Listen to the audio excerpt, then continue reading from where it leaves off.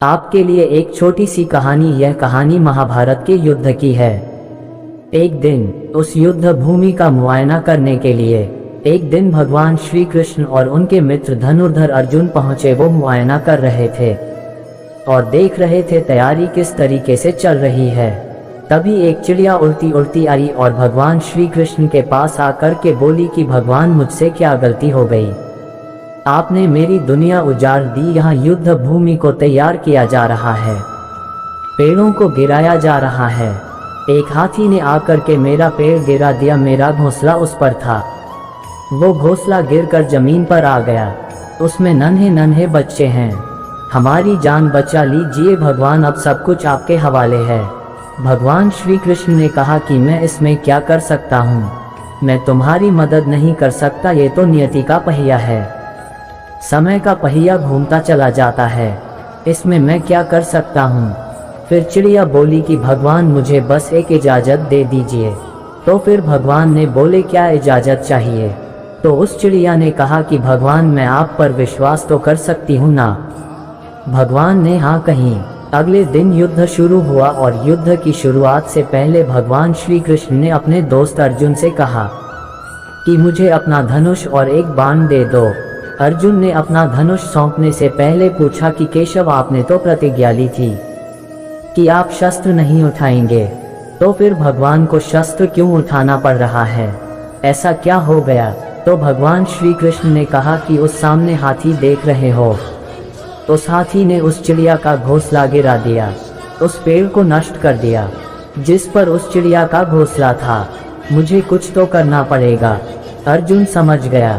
इसके बाद भगवान श्री कृष्ण ने धनुष लिया और एक तीर छोड़ा, लेकिन ये क्या, वो तीर जाके हाथी को लगा ही नहीं। उसके गले में घंटी लटकी थी, उस पर जाके लगा और वो घंटी नीचे जमीन पर गिर गई। अर्जुन हंसने लगा और कहने लगा कि माधव, आपसे नहीं हो पाया, मुझे मौका दीजिए। 1 मिनट में उस हाथी को नष्ट कर दूंगा और खत्म कर दूंगा। भगवान ने कहा कि नहीं, नहीं हो गया, बस इतना काफी था। अर्जुन ने भी ज्यादा सवाल जवाब नहीं किए।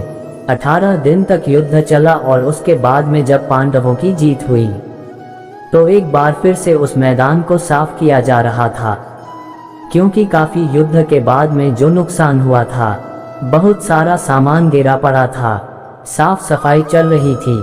भगवान श्री कृष्ण एक बार फिर से अपने दोस्त अर्जुन के साथ में उसी भूमिका में घूमने के लिए निकले और अर्जुन से कहा कि एक काम कीजिए, मेरे रथ से उतरिए और जा कर के नीचे वो जो घंटी रखी है उसको हटा दीजिए।